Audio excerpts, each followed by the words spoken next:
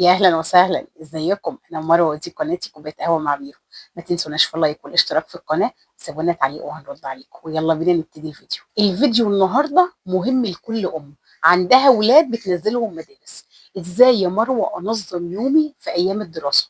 وهل ده صعب اعمله وولادي في المدرسه بسبب ان هيجوا عايزين مذاكره، عايزين دروس، عايزين واجبات، عايزين اكل، عايزه ترتيب ليومي؟ موضوع مش صعب، بس عايز منك ذكاء وروتين بتمشي عليه. 4 حاجات ما تسيبهمش ايام الدراسه، و4 حاجات يبقوا اساسي حياتك. اول حاجه الروتين اليومي. في روتين امشي عليه هيريحك طول الشهر، وهيخلي الموضوع هيخلي الترتيب سهل وكل حاجه تمشي بسرعه معاكي. تاني حاجه تثبيت وقت للمذاكره وعمايل الواجب. تالت حاجه لازم اوقات للراحه. لو انت ناسيه الراحه هتتعبي. لازم ولادك يرتاحوا علشان يقدروا يذاكروا، يقدروا يعملوا واجباتهم. فوقت الراحه مش رفاهيه، انت مجبره تدي لاولادك وقت راحه، ومجبره تدي لنفسك وقت راحه. الحاجه بقى الرابعه اللي مهمه ان انا انظم مواعيد النوم. مواعيد النوم دي اساسيه، مفيش فيها هزار. لازم تنظمي مواعيد النوم بتاعت ولادك وبتاعتك. دي اللي بتساعدك ان يومك يمشي مظبوط، وان يبقى عندك طاقه تذاكري، طاقه تعملي البيت، طاقه تعملي لهم غداهم. فخلي بالك من النقط دي لان هي الاساس في كل اللي جاي في الكلام دلوقتي. اول حاجه امشي عليها في ايام الدراسه ان انت تصحي قبل ولادك. ولادك ما يصحوش معاكي ليه؟ لان لما انا اصحى كأم قبل ولادي بنص ساعه، قبل ولادي بثلاث ارباع ساعه، حتى لو بساعه، هعمل لهم الفطار في الهدوء. هلحق اصحيهم بهدوء، مش هجري ورا نفسي. لو انا اول ما بقوم بحتاج ان انا اشرب حاجه تفوقني زي كوبايه نسكافيه، كوبايه قهوه، بعمل حاجه سخنه اشربها في الشتاء، اعملي كده وريحي دماغك. لكن لو انت صحيتي على ميعاد المدرسه تفضلي تجري ورا الولاد، وهتفضلي بتجري ورا عمايل السندوتشات عقبال ما تحضري الشنطه، كل ده هيوترك وهيضيع منك الهدوء النفسي. عايزه ابقى هاديه يبقى اصحى قبلها بنص ساعه. دي هتفرق معاكي كتير وجربيها. جربي تصحي في يوم متاخر وجربي تصحي في يوم بدري، وشوفي الفرق ما بينهم، وشوفي انت نفسيتك هتبقى عامله ازاي. هتنزلي ولادك في الهدوء، لو انت بتنزليهم هتنزليهم، لو هم بينزلوا هينزلوا، بس انت هيبقى عندك طاقه وهيبقى مزاجك رايق ومرتاحه. وخصوصا لو انت نايمه بدري، لان لو انت نايمه بدري اخدت ساعاتك في النوم الكافيه، فانت هتبقي مرتاحه واعصابك مرتاحه. فوقت النوم برضو مهم قوي ان يكون بدري. في ايام الدراسه ما تجيش الصبح تجهزي الشنطه، يعني مش تستني الصبح يجي علشان تبتدي تظبطي شنطتهم. انا اظبط الشنطه من بالليل. يعني ايه اظبطها؟ يعني اجهز الكتب واجهز الكشاكيل، احط لهم المناديل في شنطتهم، انا بدي لهم اي حاجه في الشنطه احطها ما عدا الاكل. الاكل والسندوتشات بنحطها الصبح. طب عشان اسهل على نفسي اعمل ايه؟ اعرف من بالليل انا هحط لاولادي ايه في الشنطه، اجهز لهم الفطار بتاعهم من قبلها بيوم بالليل. لو هياكلوا بقى بيض يكون عندي البيض، هياكلوا جبنه تكون عندي الجبنه. اقوم الصبح اللانش بوكس من بالليل يكون مغسول، يكون ناشف ومحطوط قدامي على الترابيزه. محطوط قدامي على الترابيزه يعني يا دوبك هعمل السندوتشين واحطهم في الشنطه، ولو في ثمره فاكهه احطها، وخلاص على كده والحمد لله. ابتدي انزل ولادي واشوف انا هكمل يوم ازاي. بنام شويه اروح انام لي شويه، بشتغل على طول في البيت وبشوف اللي ورايا. شوفي انت نظامك وايه الحاجه اللي بتريحك وتوكلي على الله واعمليها. من الحاجات التانية اللي عايزاكي تعمليها ايام الدراسة ما تهلكيش نفسك. يعني ايه؟ يعني ما زودش المهام بتاعتي في اليوم، ما زودش الروتين اليومي شغل وتنظيف وتنفيض وغسيل ونشير. امال اعمل ايه؟ اشوف الحاجات الاساسية واعملها، اشوف الحاجات المهمة وابتدي اعملها، واخصص لنفسي ربع ساعة للحاجات السريعة. زي ايه؟ زي ان انا ادخل اوضتي اروق تسريحتي بسرعة، افرش السرير بتاعي، ولو الاوضه بتاعتي عايزه تتعمل بالمكنسه اعملها، عايزه تتكنس اكنسها. اقصى حاجه اقعدها في الاوضه ربع ساعه، ما اقعدش اكتر من كده. اعمل الحاجات اللي على الوش. ايام الدراسه مش عايزاكي تهلكي نفسك. ايام الدراسه حاولي تحافظي على صحتك شويه، لان انت في وقت صعب. عندك واجبات، عندك اكل هتعمليه، عندك تجهيزات للمدارس، عندك حاجات كتير قوي محتاجه صحتك. فما تهلكيش نفسك في البيت.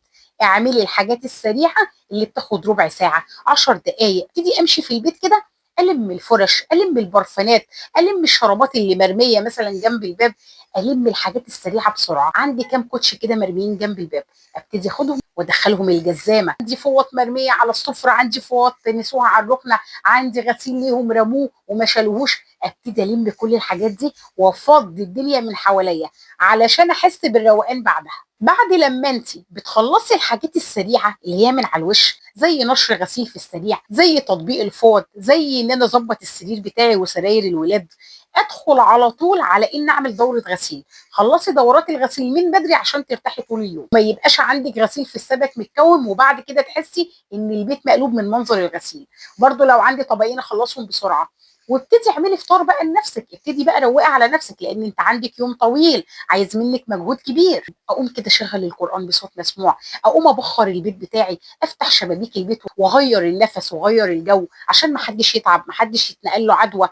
طول ما انت ماشيه على الروتين ده اليومي في التنظيف في تنظيم بيتك، هترتاحي طول السنه ومش هتحسي بتعب ولا مجهود. حتى لو الجو برد شويه، وحتى لو انت مش هتقدري تسيبي الشبابيك مفتوحه طول اليوم، اسيب الشبابيك مفتوحه ربع ساعه، اغير بس جو الاوضه. انا بعمل كده، انا حتى لو الجو تلج بفتح شويه اغير نفس الاوضه واغير جو الاوضه عشان ما يبقاش في ريحه في الاوضه وحشه. لان ما تنسيش ان الشتاء دفى وبطاطين وسجاجيد، لازم البيت يتهوى. ولو بيتك من الواجهه اللي فيها شمس يبقى تحمدي ربنا، وكل يوم على قد ما تقدري افتحي شبابيكك وبخري بيتك وغيري جو البيت. مش عايزاكي تكومي غسيل وفي نفس الوقت مش عايزاكي تقلبي اللدلبه. مفيش وقت ان انا اشيل الدولاب كله واطبقه، هتتعبي مهما تكوني فاضيه. مهما تيجي تقولي لي اصل هم في المدرسه وانا قاعده ما وريش حاجه، ما تهلكيش نفسك، المهام بتاعتك تبقى صغيره.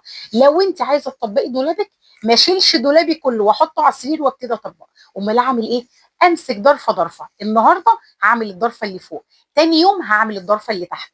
امسكي دولابك خطوه خطوه، حتى ادراج الكومودين وحتى ادراج التسريحه ما اعملهمش في يوم، اعمل كل يوم حاجه. ما تستعفيش على نفسك وقت الدراسه، اعملي الحاجات على اقل من مهلك علشان تلاقي صحه تكملي بقيه اليوم. عايزاكي تعملي جدول اسبوعي للاكل. يعني ايه؟ يعني انا دلوقتي مثلا النهارده الجمعه، اكتب ورقه بالطلبات اللي هحتاجها في الفطار وفي الغداء على مدار 7 ايام. دي حاجه هتريحك وهتوفر مجهودك وهتوفر الحيره والنزله والطلعه. انا عن نفسي بعمل كده، بمسك ورقه، انا هاكل النهارده كذا، انا يوم السبت ان شاء الله لو عشت هاكل كذا، انا يوم الاحد لازم يبقى عندي كذا. بكتب كل يوم انا هاكل ولادي ايه، لازم اكون عارفه كل اسبوع انا همشي بيتي ازاي. لكن لو انت بقى من الستات اللي نازله مدارس وطالعه، نازله دروس وطالعه، عندك تنظيف وعندك هتعملي غدا وعندك وما عندكيش اكل في البيت وبتضطري تنزلي السوق يوميا تجيبي غدا لاولادك غير المهام اللي وراكي، ده انت هتهلكي نفسك. امتى اقول لك بقى ربنا يعينك، وامتى اقول لك مفيش بديل عن الامر ده؟ لو انت جوزك شغال باليوميه وما بتقدريش تجيبي اكل غير باليوم، دي بقى ناس غصب عنها، دي معهاش فلوس بالشهر عشان تنزل تجيب بالاسبوع، فدي ربنا يعينها على وقتها. حتى لو مصروفك باليوم، انزلي السوق من بدري، حتى بعد لما تفطري كده الصبح انزلي خلصي اكلك بدري بدري وابتدي ولعي عليه من بدري عشان ترتاحي. لكن انا كل يوم اكلم في نفسي واقول الولاد هياكلوا ايه، ده الولاد جايين من المدرسه وانا ما عنديش اكل وما عملتش حسابي لا على اكل ولا على عشاء، طب هتعملي ايه ساعتها؟ ولادك جايين من المدرسه عايزين يجوا يلاقوا لقمه، عايزين يجوا يلاقوا حاجه معموله. ومن حين لاخر برضو اعمل لاولادي رز ولبن، اعمل لاولادي صينيه كيكه، اعمل لهم كب كيك. من حين لاخر انوع لاولادي. العيال بتيجي من المدرسه مهلوكه، بيبقى نفسهم يدخلوا البيت يلاقوا حاجه كده مفرحاهم. اعملي اكلك باليومين، خليكي ذكيه. انت ما عندكيش وقت وانت تعبانه، يبقى اعمل ايه؟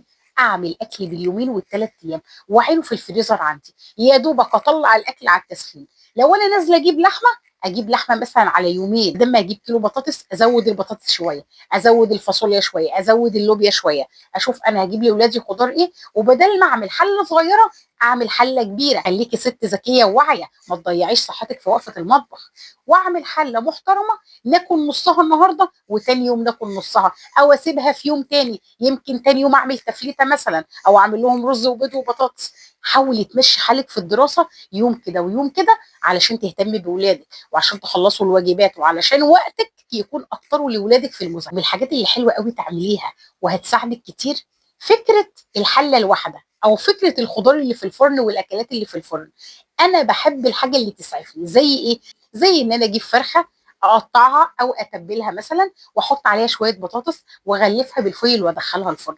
ادي اكله واتعملت. مثلا نص كيلو مفروم واعمله كفته، اقطع تحتيه بطاطس واقطع تحتيه طماطم، احط الكفته عليهم وادخلها على الفرن وشويه طحينه واكلها. حاولي تعملي الاكل المنجز، ما توقفيش بالساعات في المطبخ، ما تجيش في نص الاسبوع ويهف عليكي تاكلي محشي وتفضلي نص اليوم مضيعاه في الكرنبه اللي هتتقطع وفي التسبيكه اللي هتتعمل وفي الخضره. هتهلكي نفسك ومش هتلاحقي على اللي وراكي. يوم ما اقرر اعمل مثلا محشي يكون يوم اجازه، اعمل لهم انواع المحشي اللي بيحبوها، بس يوم يكون عندي وقت، يوم يكون عندي فضا. لكن ان انا اكون ملبوخه واكون مضغوطه واجيب اعمل محاشي واعمل اكتر من اكله، انت كده بتهلكي نفسك. انا عن نفسي بحب اكلات الحله الواحده، حله كشري، حله شوربه عدس، اسلق لحمه وبعد لما تتسلق انزل فيها البطاطس، شويه سلق وشويه رز وخلاص على كده. انها هتفضلي مضيعه طول اليوم في المطبخ مش هتخلصي، ولا المطبخ هيخلص ولا المواعين هتخلص. عايزاكي تحددي وقت للمذاكره. يعني مثلا ولادي اجوا من المدرسه، اكلوا او ناموا شويه، وبعد لما ناموا قاموا اتغدوا خلاص، مثلا وراهم دروس، هنزل الدروس. بعد لما اجوا من الدروس نبتدي نشتغل على الواجبات، اخصص وقت لكتابه الواجب. الوقت اللي انا مخصصاه لكتابه الواجب اكون انا مستعديه، يعني قبلها مريحه اعصابي، قاعده في هدوء مع نفسي شويه، بذكر ربنا، عملت الورد بتاعي، صليت، علشان اكون مستعديه للقعده معاهم، عشان ولا اتعصب ولا اصوت ولا اضربهم، يبقى الموضوع بسهوله ويسر. اقعد مع اولادي اخلص واجباتهم، اعشي ولادي، انيم ولادي من بدري، ما سيبش ولادي يقعدوا لا على شاشات ولا على تليفونات في فصل الشتاء. احدد للتليفون وقت ما يعديش النص ساعه. لما اجي اعمل الواجب مع ولادي او نيجي نذاكر، ما ينفعش تاخديهم كده متواصل، ما ينفعش يبقى دايركت كده. امال اعمل ايه؟ اقعد ولادي نص ساعه وخمس دقائق راحه، ارجع تاني اخدهم نص ساعه وخمس دقائق راحه. الخمس دقائق دول هم المتنفس. ابني هيقوم يشرب، ابني هيدخل حمامه، ابني لو حب ياكل اي حاجه هياكلها في نص المذاكره. لكن فكره ان انا اخدهم ورا بعض هيزهقهم، لو زهقوا هيطلعوا عينك انت، لو زهقوا من قعده المذاكره هيهبلوكي.